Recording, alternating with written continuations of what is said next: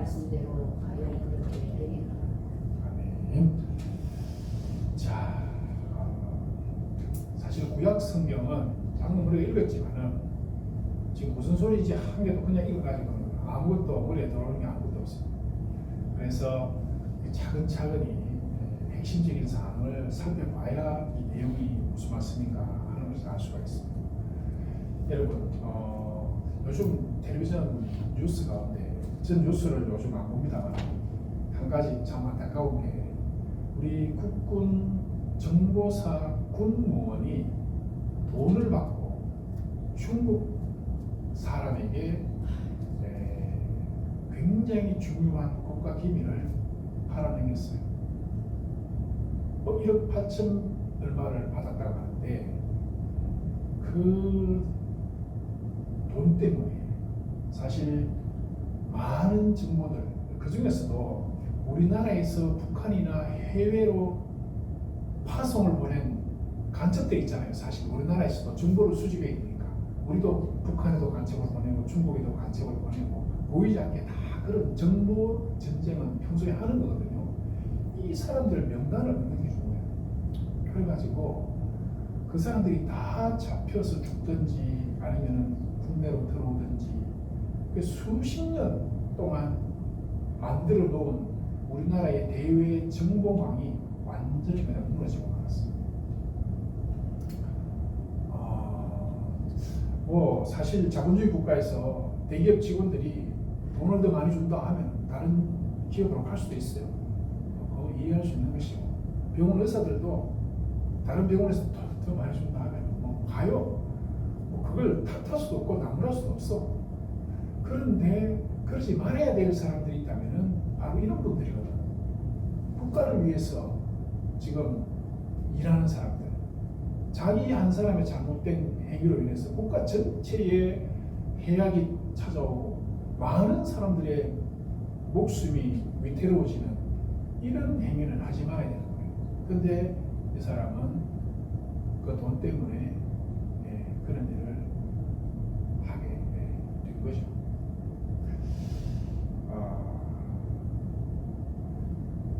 사실 뭐 자본주의 사회에서 돈이라면은 무슨 짓이든지 지금 이제 하게 되는 그런 상황인데 혹시 이걸 로또 복권 사보셨어요? 제가 아는 권사님이 평생 가난하게 사셨어요. 가난하게만 사시다가 연세가 드셔서 돌아가실 때가 다 돼가는데 하나님께서 자기에게 복을 주실 것 같은 그런 막 느낌이 온 거예요. 하나님 나한테 복을 주시겠다. 그래서 하나님 나한테 복을 어떤 복을 주실까 생각하다가 아마 돈으로 뭔가 주시겠다 생각하고 로또 복권을 돈만 생기면 돈도 없는 분인데 생기면 로또 복권 하나씩 사셨어요. 그 마음이 얼마나 참 안타깝기도 하고 안 됐죠. 어떤 면에서는. 그런데 한 번 사도 복권이 안 돼요. 아무것도 안 돼요. 그래서 기도를 했대요. 하나님, 내 평생 가난하게 살았는데 하나님 복 주신다고 하셨는데 응답은 내가 받았는데 왜 복권이 안 됩니까? 이거 좀 되게 해달라고 그렇게 기도를 했대요. 그랬더니 응답이 왔는데 너는 그 복권이 당첨이 되면 너는 안 된다. 그러셨다. 그 순간 마음은 많이 상했지만 내가 복권에 당첨되는 것이 하나님의 뜻이 아닙니까? 그렇다면 좋습니다. 제가 받아들이죠. 쿨하게 받아들이고 그 대신에 다른 뭐 어떤 것으로라도 하나님께서 복을 주신 말씀을 채워줄 줄 믿습니다. 하고 그렇게 기도를 끝냈다. 그 얘기를 제가 들었습니다.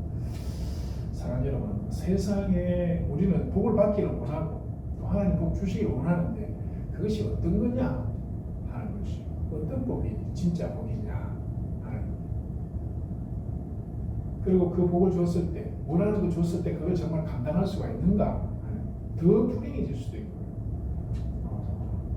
한순간 기쁘지만 인생 자체가 송두리째 흔들리는 그런 결국 그건 복이 아니거든. 그러니까 하나님께서 너한테는 내가 그걸 주기보다는 내가 다른 것을 주겠다. 그게 어떻게 보면 우리에게 더 맞는 것일 수도 있는 것이죠. 오늘 이스라엘과 유다의 세 왕들에 대한 얘기예요. 세 왕들에 대한 얘기인데 이 왕들은 BC 722년에 북왕국이 멸망하기 한 30년 전의 얘기입니다. 그러니까 이 왕들의 이야기와 북왕국의 멸망과 굉장히 긴밀하게 연결이 되어져 있다. 우리가 알다시피 북왕국은 아수르에게 멸망당합니다. 그리고 그 멸망은 하나님께서 이스라엘 특히 북왕국에 대해서 징계하신 것이다. 징계하신 것이다. 그들에게 하나님이 일종의 심판하신 어떤 그런 사건이죠. 자, 그런 사건, 북왕국이 하나님 앞에 심판당하기 한 30년 전에 이 왕들의 모습을 우리에게 지금 보여주고 있다. 자, 그런 측면에서 이 얘기는 굉장히 의미가 있는 것입니다. 첫 번째 왕의 기록은 유다왕 아사랴에 관한 기록인데 이 사람은 16세의 왕이 되었고 52년간 다스렸어요. 자기 아버지가 선한 정치를 하였던 것처럼 이 사람도 여호와 보시기에 정치를 잘했다. 그렇게 잘했다고 인정을 해주셨어요. 그런데 이분은 나병에 걸리게 됩니다. 나병. 구약적 개념에서 이 나병은 언약의 심판이에요. 하나님은 언약을 저버린 자에 대한 하나님의 심판으로 주어지는 것이 나병이다. 이렇게 이제 받아들여졌어요. 이 언약적 저주를 결국은 왕이 받았어요. 정치 잘했는데 왜 이런 저주를 받게 되는가? 결국 별궁의 격리가 되고 그 아들 왕자가 되신 나라를 다스리는. 그리고 이 왕은 나병에 걸리는 것과 동시에 격리가 되고 그 격리된 상태에서 살다가 비참하게 죽음을 맞이하게 됩니다. 분명히 그의 정치는 여호와 보시기에 정직하게 잘 행하였다라고 되어 있는데 왜 나병이 걸렸는가? 이 나병에 대해서 분명하게 어쩌다가 그냥 우연히 걸린 게 아니에요. 5절을 보면은 여호와께서 왕을 치셨다 그랬어요. 그러니까 하나님이 마음 먹고 작심하고 이 왕에게 불을 내리셨다. 그런 거죠. 이 하나님의 징벌 도대체 이게 왜 정치도 잘한 이 왕에게 찾아왔던가? 여러분, 이스라엘이라는 나라는 하나님이 다스리는 신정국가, 그러니까 하나님 나라의 모델이 되는 민족이고 나라입니다. 이스라엘 그 자체가. 그래서 왕은 정직하게 정치만 잘한다고 되는 것이 아니고 하나님의 뜻을 따라갔는가 그렇지 못한가, 이게 굉장히 중요한 그런 기준이 되는 것이죠. 그러니까 이 왕은 하나님 보시기에 온전치 못했다라고 하는 것이고, 그 온전치 못한 것이 뭐였느냐 하면은 4절에 딱 기록을 해놨어요. 산당을 제거하지 않았다 그랬어요. 산당. 구약 성경에 산당 얘기가 굉장히 많이 나오는데, 산당을 제거하지 않았기 때문에 백성들이 여전히 산당에서 제사 드리고 분향했다라는 거예요. 자, 이게 뭐가 문제냐? 이게 뭐가 문제냐는 것이죠. 산당이 도대체 뭐냐? 이스라엘 백성들이 출애굽한 이유가 뭐냐면 광야에서 우리가 하나님을 섬기기를 원한다. 이거예요. 출애굽 이유가 광야에서 하나님 섬기는 하나님 백성으로 우리가 살아가기를 원한다. 그래서 하나님이 그래 내가 출애굽시켜 주겠다. 그래서 출애굽에서 광야로 나왔고 광야 시내산에서 하나님을 만나게 되죠. 그래서 하나님은 이스라엘 백성들에게 나는 너희들이 하나님이 되고 너희들은 나의 백성이 되라. 그래서 이 언약을 맺었다가 우리가 결혼하면은 결혼 언약 하듯이 하나님과 이스라엘 백성 사이에 언약을 맺었죠. 그리고 하나님이 내가 거룩하니까 너희들도 거룩하라. 그러면서 두 하나님과 백성 사이에 어떤 언약의 법칙을 주셨어요. 그게 뭐냐면 십계명이에요. 십계명. 그 십계명은 단순한 그냥 어떤 율법 조문이 아니라 하나님이 이스라엘의 하나님 되시고 이스라엘 백성은 하나님 백성 되었다라는 하나의 그 법률 문서예요. 그래서 이스라엘 백성들은 하나님 백성으로 자기들이 있기를 원한다면은 십계명을 지켜야 되는 의무가 생기는 것이고 하나님은 그 십계명을 지키는 이스라엘 백성들에게 복을 주셔야 되는 의무가 생기는 그런 거예요. 자, 그렇게 언약을 맺고 난 이후에 뭘 했느냐면은 이제부터는 언약을 맺었으니까 두 언약 당사자가 한 곳에서 이제 만날 수 있는 그런 방안을 하나님께서 만들어 주셨어요. 그게 뭐냐면은 성막이에요. 성막, 성전, 교회, 성막을 하나님께서 주시고 거기에서 오면은 나와 만날 수가 있다. 나는 거기에서 너희들에게 말을 하겠다.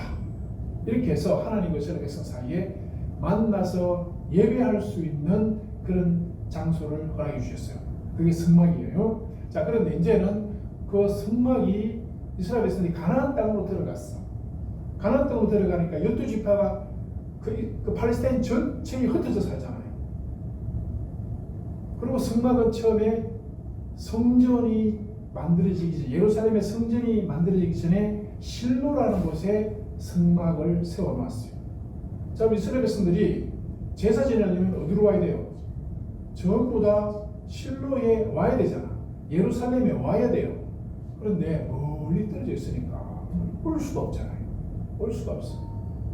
그래서 예루살렘에서 성전이 생기기 전에 허락을 해줍니다. 뭘 허락해 주느냐? 각자 너희들이 살고 있는 가장 가까운 곳에서 하나님을 섬길 수 있도록 허락을 해줘요. 그게 산당이에요. 아시겠죠?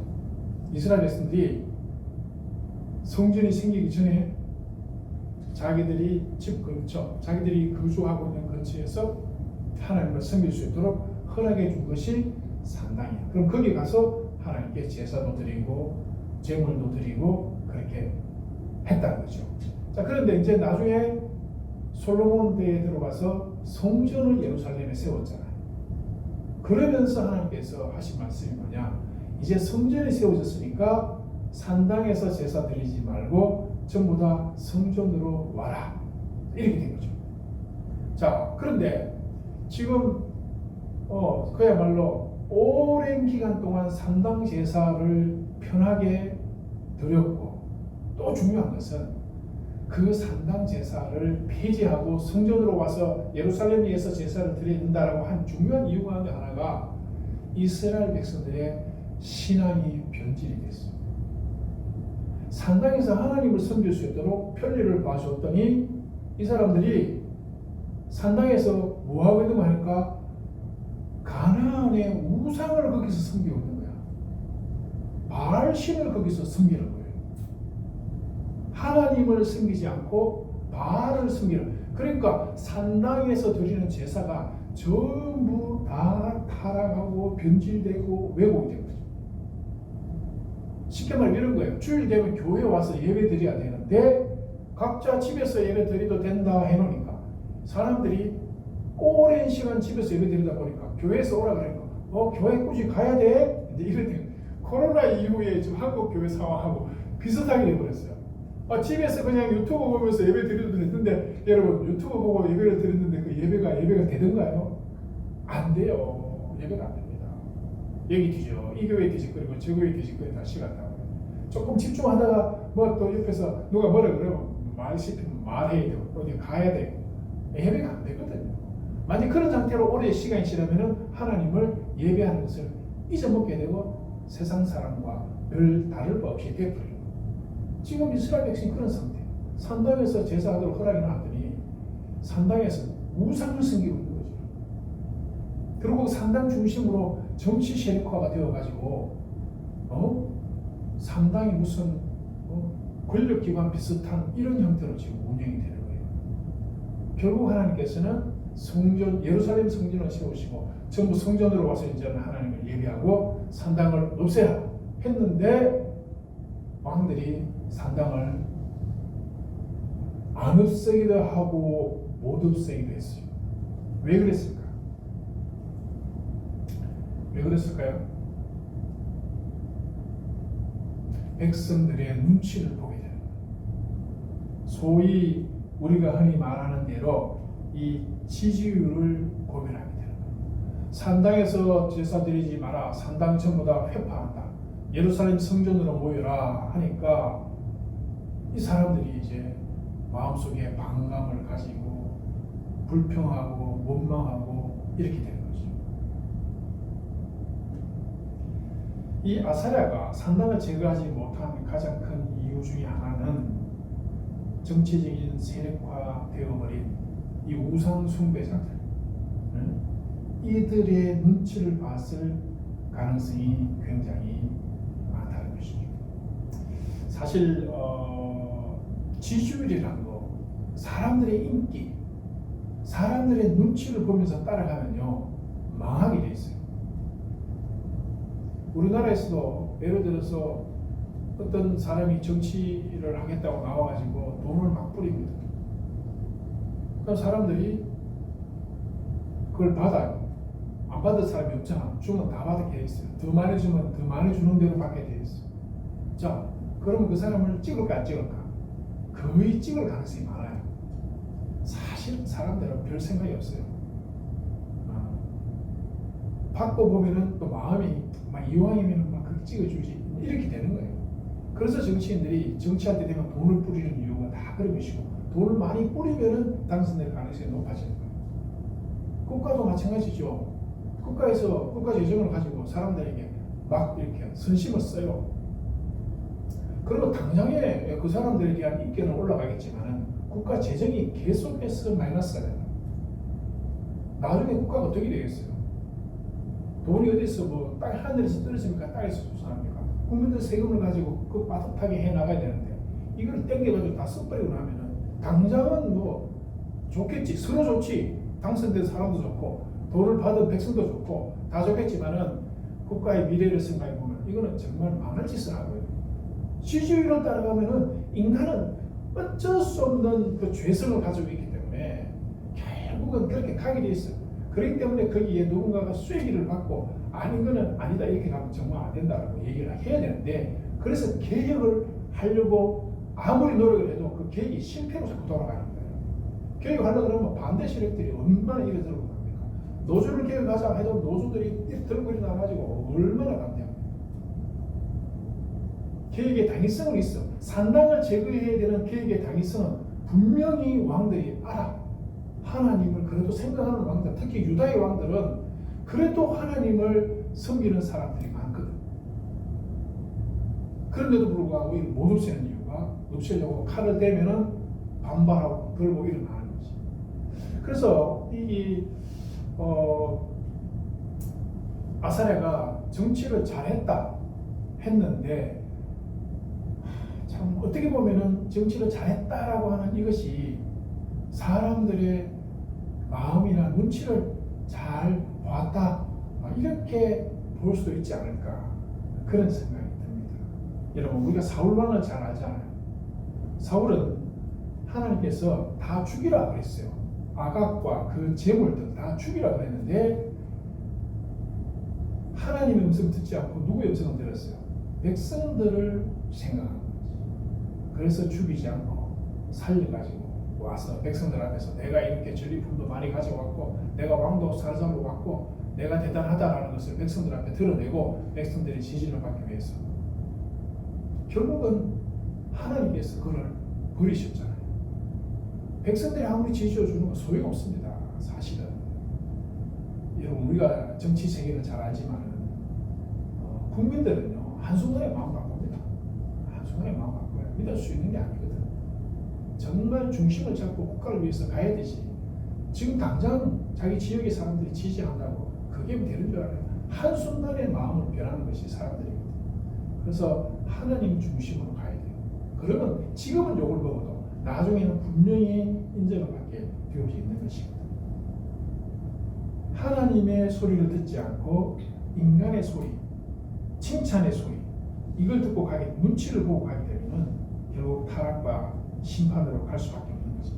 분명히 산당 개혁은 필요한데 지금껏 산당에서 바알을 섬긴 그 사람들의 눈치 때문에 산당을 제거하지 못한 거예요. 사실 역대기 26장 16절에 가보면은 역대하 26장 16절에서 요 사건에 대해서 딱 기록하는 말씀이 있어요. 그가 강성하여 지매, 그가 누구냐면은 아사랴가 강성하여 지매 그 마음이 교만하여 악을 행했다 그랬어요. 그 마음이 교만해서 악을 행했는데 그의 하나님 여호와께 범죄하되, 자, 여호와께 범죄했다고 정확하게 밝혔어요. 여호와께 범죄하되 곧 여호와의 성전에 들어가서 향단에 분향하려 한지라. 이 사람이 정치를 잘했어요. 백성들이 막 지지해주고 하니까 교만해진 거예요. 그래서 성전에 들어가가지고 자기가 제사를 지내려고 하는 거예요. 그러니 제사장이 쫓아 들어가가지고 이렇게 하면 안 됩니다. 했는데도 불구하고 그의 마음이 교만하여 악을 행하여, 제사장이 들어와서 이것은 왕이 할 일이 아니고 제사장들이 일이다 라고 하니까 왕이 화를 벌컥 냈어요. 화를. 그때 이마에 나병이 생겼다. 역대기에서 정확하게 왜 나병이 생겼는지에 대해서 정확하게 밝혀놨어요. 사람들의 지지, 사람들의 눈치를 보고 사람들이 좋다고 와 우리 왕 대단하다 해주니까 이 사람이 하나님 앞에서 교만해져가지고 자기가 하지 말아야 될 행위를 하나님 앞에서 했다는 거예요. 그래서 하나님께서는 그 이마에 나병이 나게 했다. 자, 여러분, 백성들이 지지하면 뭐합니까? 나병이 드는데 생각지도 못했을 거예요. 자기가 나병이 들 거라는 건 상상도 못했을 거예요. 역대 권력자들이 자기 권력이 영원할 줄 알았을 거예요. 한순간에 자기가 그렇게 망하리라고 누가 생각합니까? 그러나 한순간에 망해서 상상도 못했던 그런 나락으로 빠지는 사람들을 우리 역사를 통해서 많이 봤지 않습니까? 사랑하는 여러분, 첫 번째 왕 아사랴가 나병에 걸린 이야기의 본질은 결국 하나님을 무시하는 그런 그의 그 악이, 그의 교만이 그를 그렇게 만들었다 하는 것입니다. 자, 두 번째로 여로보암 2세의 아들 스가랴라는 왕이 있어요. 이 사람은 왕이 돼가지고 6달 동안 6개월 왕하고 백성들 앞에 잡혀나가서 죽음을 당해요. 반란이 일어났어요. 스가랴가 6개월 동안 왕노릇하고 죽음을 당한다. 이건 당시의 상황으로서는 이해하기 정말 어려운 거예요. 왜냐하면 이 스가랴라는 사람의 아버지가 누구냐는 거죠. 오늘 본문 보면은 여로보암 2세의 아들 스가랴가 왕이 되었다. 딱 여로보암 2세의 아들이라고 딱 밝혀놨어요. 여로보암 2세 때가 북이스라엘의 최고의 전성기였어요. 저 아버지는 최고의 전성기를 누린 그 나라를 세운 그런 왕입니다. 이스라엘 초기 전성기 때 솔로몬 때에 이스라엘이 가장 강대한 나라를 만들었거든요. 바로 그때와 같은 그 정도로 나라를 회복시켰다. 어떤 사람은 그렇게 얘기합니다. 광개토 왕이 북방을 정벌을 하고 나라를 영토를 엄청나게 넓히고 고구려가 강성했잖아요.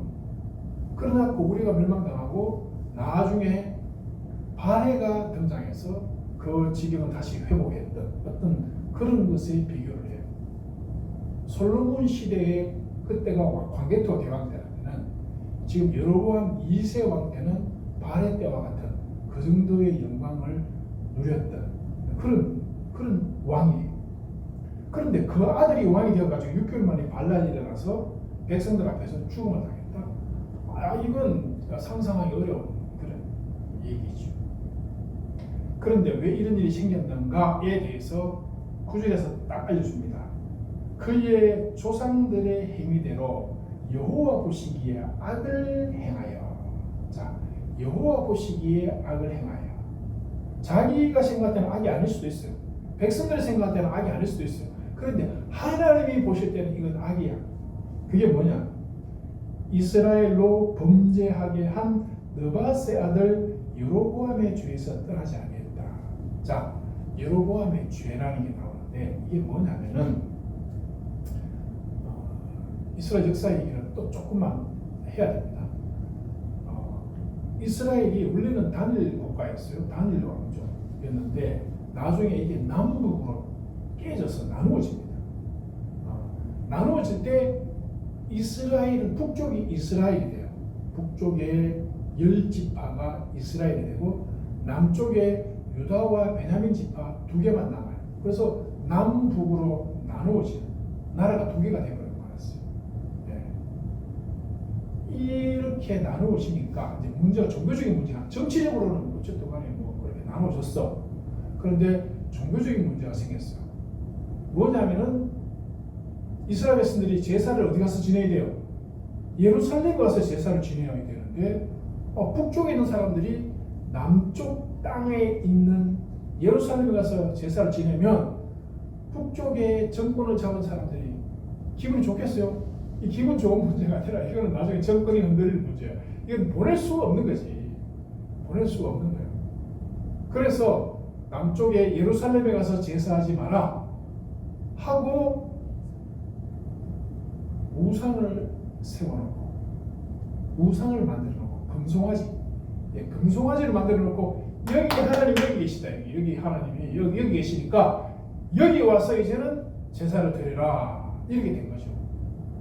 백성들은 당연히 그거 아니라 생각하고 예루살렘으로 가려고 했을 거예요. 그런데 아마 이 정치하는 자들이 정치의 힘으로 권력의 힘으로 밑으로 내려가지 못하게 막고 금송아지에게 이거 하나님이야. 여기 와서 제사 드려. 라고 한 우상 숭배하게 한 거죠. 우리 하나님은 하나님 외에 다른 신을 섬기지 마라. 이게 아까 10계명 가운데 하나님과 백성들의 언약 가운데 딱 첫 번째로 들어있어요.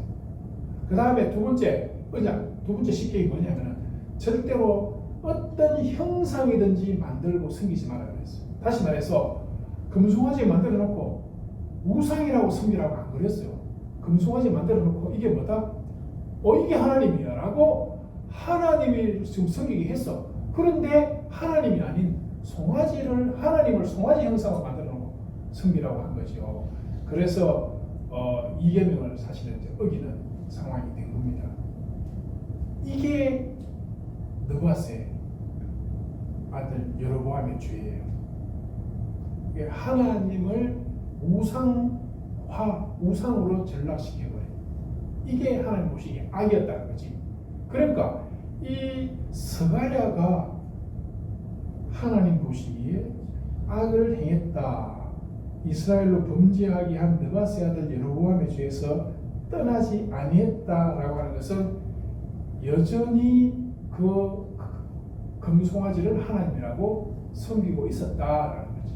예. 그러니까 아사랴와 사실은 죄의 본질은 같은 거예요. 유다왕 아사랴는 산당을 회파해야 되는데 우상 숭배를 방치한 거예요. 방치. 그런가 하면은 이 스가랴는 우상 숭배를 권장하고 계속해서 조장해 가고 있는 그런 상황이죠. 둘 다 우상 숭배와 관련이 있는 것입니다. 우리가 지금 시간이 별로 없어서 제가 좀 더 깊이 있게 말씀드리고 싶은데 좀 간단하게 말씀을 드릴게요. 그 다음에 세 번째 얘기 바로 넘어가겠습니다. 세 번째의 이 얘기는 머나헴이라는 왕의 얘기예요. 머나헴이라는 왕의 얘기인데 이 사람이 왕이 되었을 때 아시리아 성경에는 아수르라고 나오는데 아시리아가 공격을 해와요. 그러니까 이 머나헴 왕이 아시리아 왕에게 은 1000달란트를 주면서 그 왕을 매수를 합니다. 그리고 돈을 받은 아수르 왕은 돈 받고 되돌아갔어요.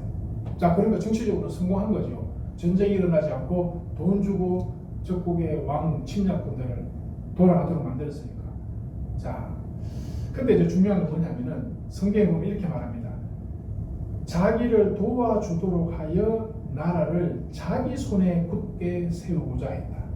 그러니까 이 모나임 왕은 나라를 자기 손으로 자기 지혜로 굳건하게 세우고자 했다라는 거지. 자, 그런데 불과 얼마 이제 있지 않아서 결국 그 아수르가 다시 쳐들어와서 멸망시켜버려요. 그럼 이 사람은 잘한 거예요, 못한 거예요? 한순간에 위기를 넘겼지만은 이건 잘 못된 거거든.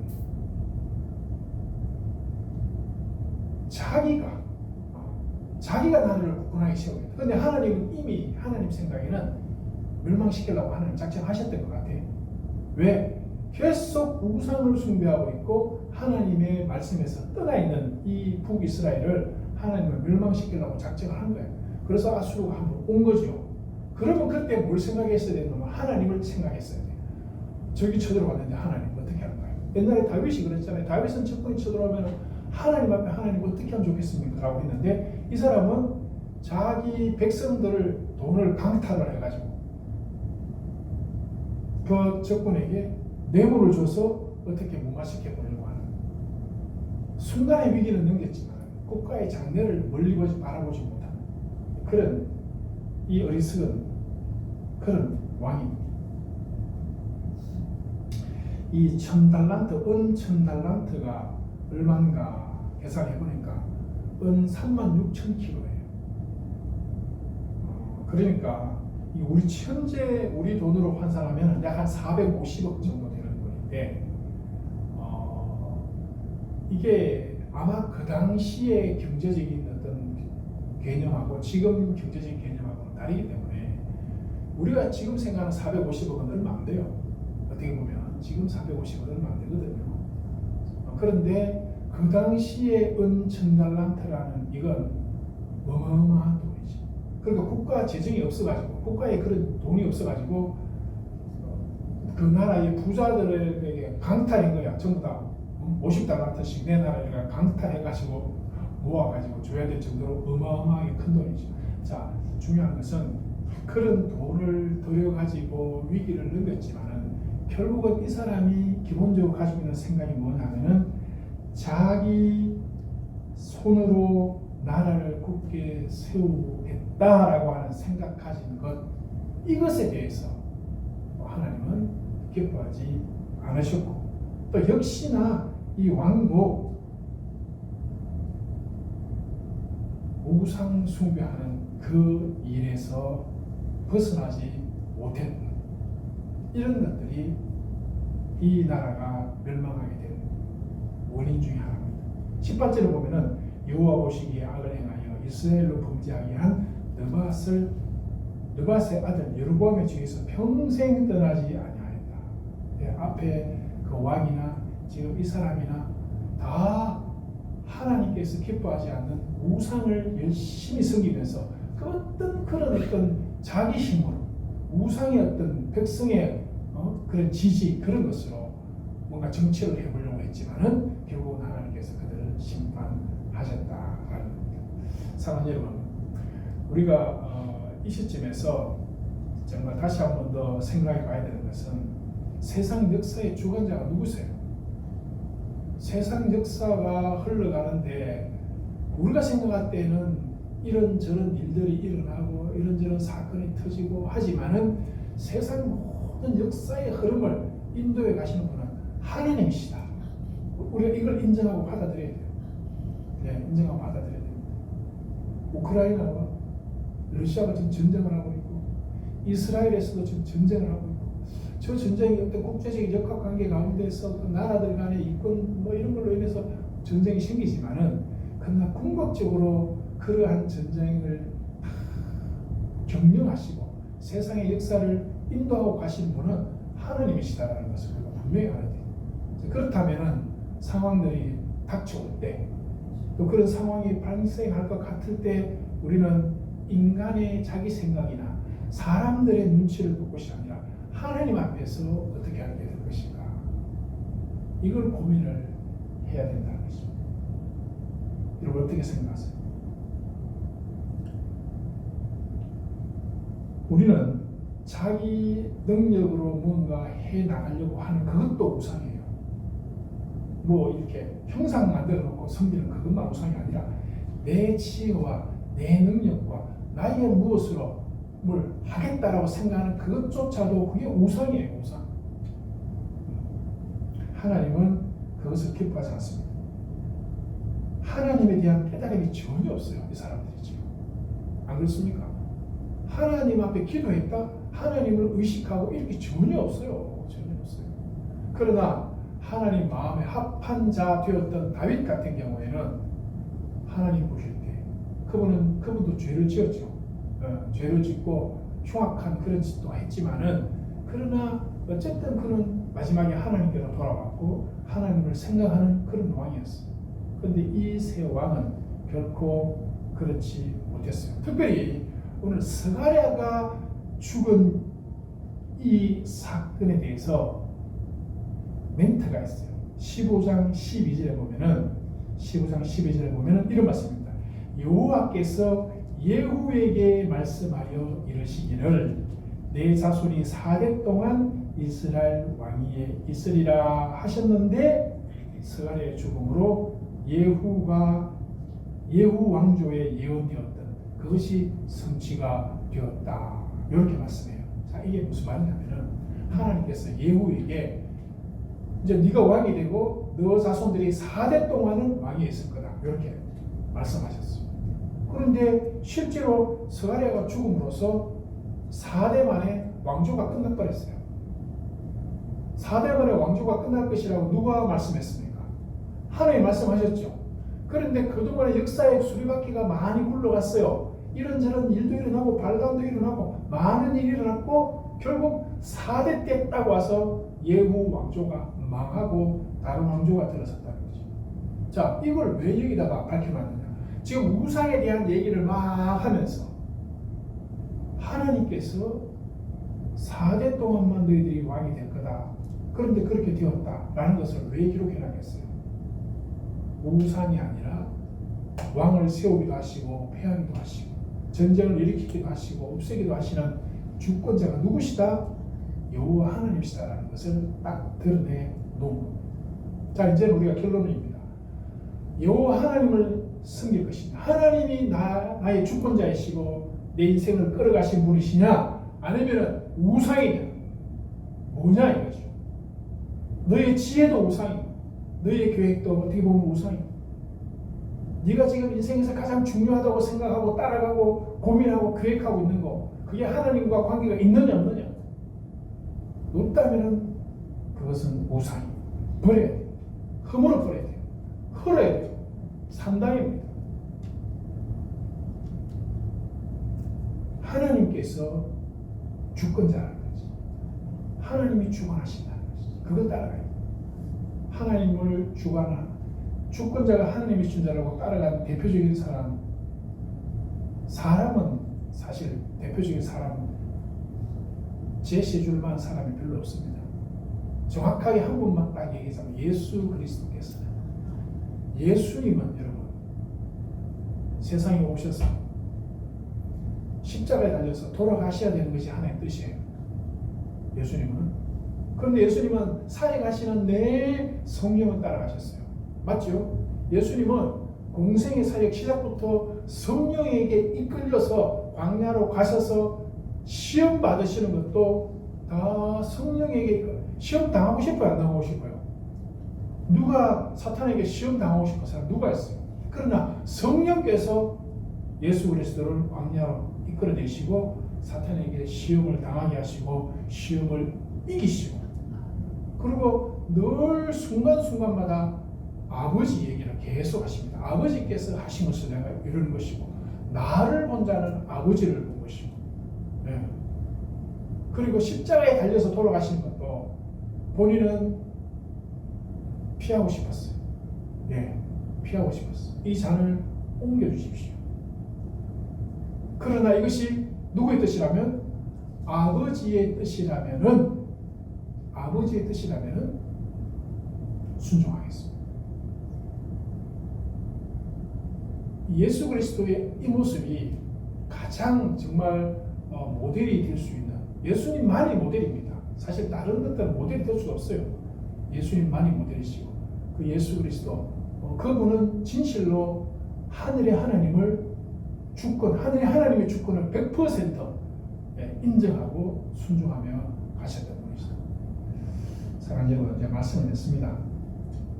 진짜 우리가 성공된 삶을 사는 것은 이 세상에서 내가 잘 먹고 잘 살고 사람들에게 칭찬받고 지지받았다고 해서 잘 살았다고 할 수 없다라는 거예요. 하나님 보시기에 어떻게 살았느냐, 이게 중요합니다. 그런데 그 하나님 보시기에 하나님만 바라보고 살아간다는 건 굉장히 힘든 일입니다. 굉장히 힘든 일입니다. 사람 보지 아니하고 하나님만 바라본다는 건 너무너무 힘든 일입니다. 그러나 할 수만 있다면 사람 소리 듣지 말고 사람 바라보지 말고 내 인생의 중심에 정말 예수 그리스도만 탁 놓고 나침판은 예수님만 바라보면서 예수님이 가르치는 방향으로만 이렇게 갈 수 있게 그렇게 갑시다. 그렇게 가자. 그렇게 못 가는 사람이 있으면 옆에서 그렇게 가야 된다. 이렇게. 그래서 우리가 공동체가 필요한 거죠. 요즘은 딸들이 아버지가 야, 이 사람과 결혼해 그러면 합니까 안 합니까? 택도 없죠. 아버지 지금 뭐 하시는 거예요? 대화를 우리 딸도 결국은 지 뜻대로 선택을 하더라고요. 제가 책임은 네가 져라 이제. 아빠가 인생을 살아보니까 웬만하면 조금 두 눈을 떠야 된다. 두 눈을 뜨고 사랑만 쫓아갈 것이 아니라 정말 이 인간하고 결혼했을 때 내 인생이 어떻게 될 것인가 이것도 한번 계산해봐라. 그렇게 얘기했는데 이게 하여튼 잘 모르겠어요. 근데 본인은 기도했대. 기도하고 하나님께서 허락해 주신 거라고 선택을 하고 자기는 간대. 그렇다면은 하나님께서 허락했다면은 오케이지만은 하여튼 여러분 그렇습니다. 여러분 내 고집 부리고 싶고 내 판단은 분명히 있지만은 하나님의 뜻에 우리 자신을 쳐서 복종시키고 우리 마음속에 있는 산당을 허물내는 그런 여러분 되시기를 주님의 축원합니다.